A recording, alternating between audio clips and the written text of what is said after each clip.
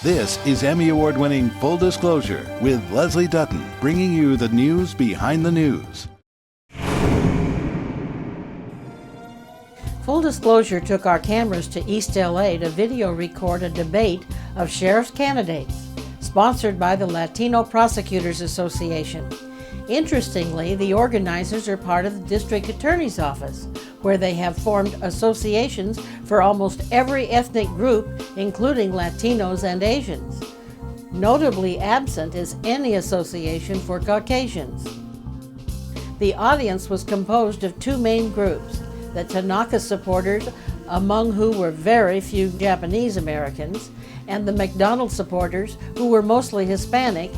There was no Irish group represented. The candidates included Bob Olmsted, Jim McDonnell, Paul Tanaka, plus James Helmode and Todd Rogers, who have both been endorsed by former Sheriff Baca. Strangely absent was the one and only Latino candidate, Lieutenant Patrick Gomez. Although there was no mainstream media coverage of the event, they were there. The panelists included news butterfly Manny Medrano, ethics guru Lori Levinson, and then there was Jack Leonard from the LA Times. None of these have covered or commented on this event.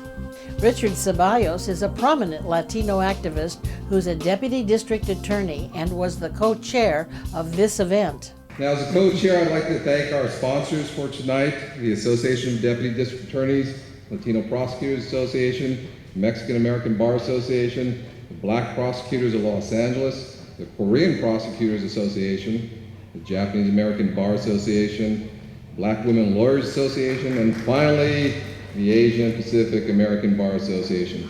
As the candidates assembled, it became apparent how unusual this event was.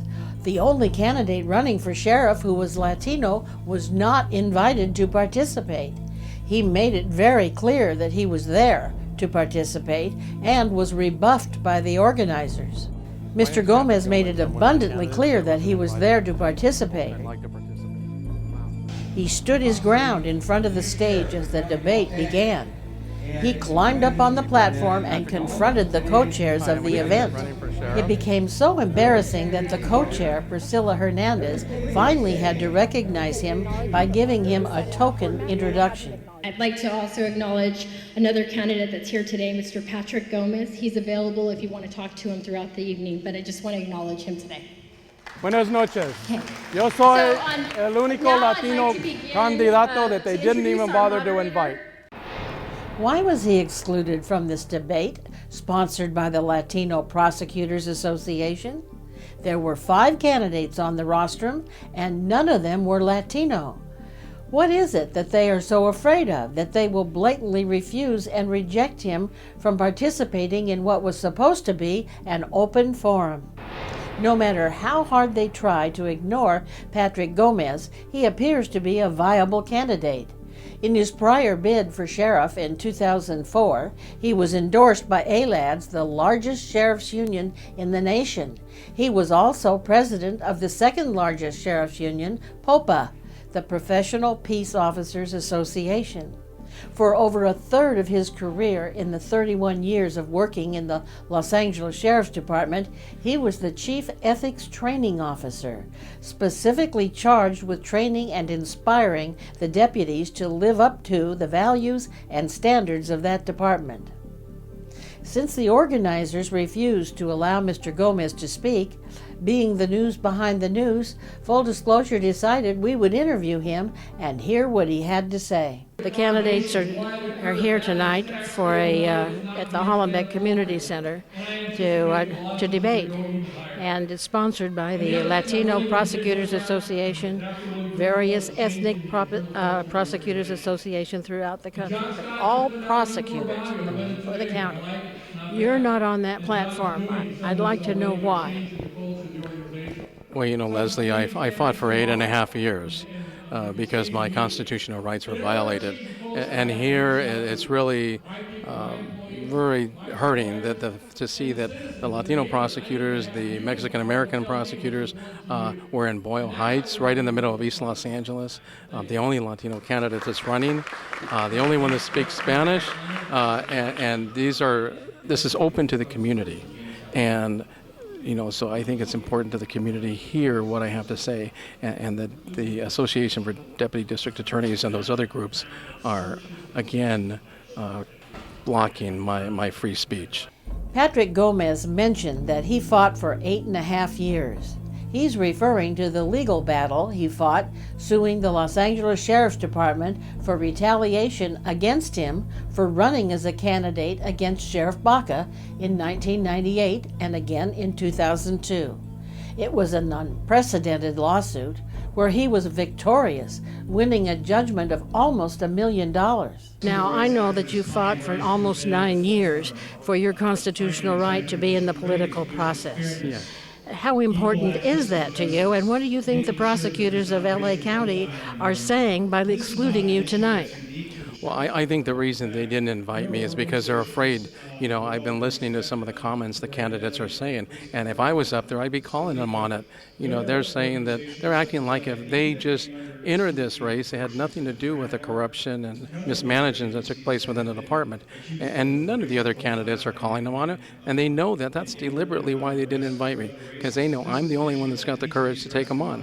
And they know that if the community hears my message, then they're not going to support one of these guys. And that's what they're afraid of.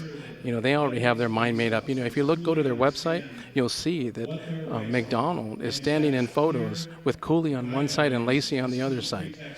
So they've already got their mind made up, and I wouldn't be surprised if that's who they endorse. But the bottom line is this is open to the community, it's open to their members, and I should have the opportunity to speak, and they should be able to make a sound decision on June 3rd on who to elect based on what the candidates have to say. So this is very unfair and it's discriminatory. Mr. Ceballos told me tonight that he wouldn't come on camera, and the reason he stated is because he's a district attorney. Then why is he sponsoring this and excluding certain candidates? Well, his name is the contact person on the bottom of the flyer. So he's a district attorney, and he represents the Association for Deputy District Attorneys, which is a union which should be fighting for fairness for their members, but obviously fairness doesn't apply when you're a candidate running for sheriff. Well, is this going to impede your campaign at all? Are you going to slow down? Do you feel dejected? No, not at all. This just encourages me more. It's so blatant what they have done, and even when I went up and I said, hey, I want to have an opportunity to speak, and they said, well, we don't have another podium up there. I said, I'll sit in a chair. It doesn't matter to me. But they wouldn't even allow that to happen. So, just an introduction, that's totally unacceptable. It's important that the community hear my message, and they're keeping me from doing that. Now, for many years, you were the chief ethics officer in the training department. You trained the deputies to try to abide by the ethics of the sheriff's department. What do you think about the fact that they have excluded the prosecutors? Don't seem to be interested in the ethical treatment of the candidates. Well, that certainly is not the ethical thing to do. The ethical thing would be to announce and introduce and invite all of the candidates. So I've lost respect for the various associations that are hosting today's event because they should have spoken up. They had an opportunity when I said, I'm here, I'm ready, I'll sit in a chair, to say, okay, you know what, we'll put a chair up there, we're sorry, there's no podium or whatever.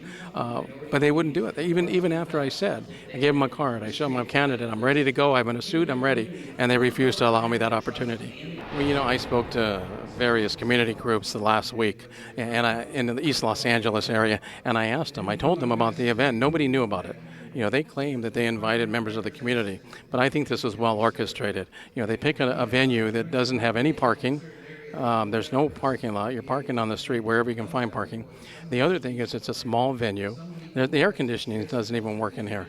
And so I think that was deliberate. because then the community members know, oh, I'm not going to go there. There's no parking. It's a lousy place. There's not going to be air conditioning. So it was meant, I think, to discourage people from coming from the community. And if they really cared about the community, they would have advertised it. They would have let the community know, and they would have picked a venue that was obviously air conditioned and better suited for this type of an event.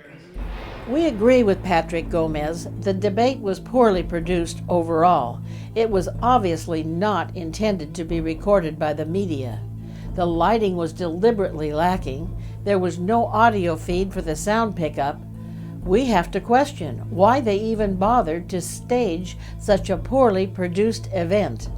It was hard to believe that the Latino Prosecutors Association would turn out such a failure.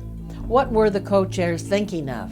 If you want to really let the community know, which they claim this is for the community, they got up there and talked about, about the community involvement and all that kind of stuff. They have failed. They absolutely failed, and I think it was deliberate.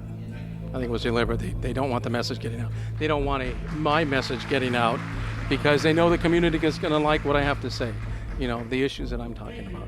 And so it was deliberate. Another interesting point, at any time prior to or during the debate, any one of the 5 candidates could have stopped the proceedings and demanded that Patrick Gomez be included in the event. They were all fully aware of what was going on. That would have been the statesmanlike thing to do. Not one of the candidates had the integrity to stand up for the First Amendment right of Patrick Gomez. It calls into question their ethical values. Perhaps it's true that had they allowed him to participate, Patrick Gomez would have won the Hispanic vote. We want to know what you, the viewers, think. Please respond to our survey and leave your comments below. Number 1. Do you believe that excluding Mr. Gomez from the debate has damaged the credibility of the District Attorney's Office in the eyes of the Latino community? Number 2, do you think this blatant example of discrimination indicates a mindset of the District Attorney's Office relegating certain ethnic groups to a role of second-class citizens, consigning them to the back of the bus? Please be sure and leave your comments below. I'm Leslie Dutton. Thank you.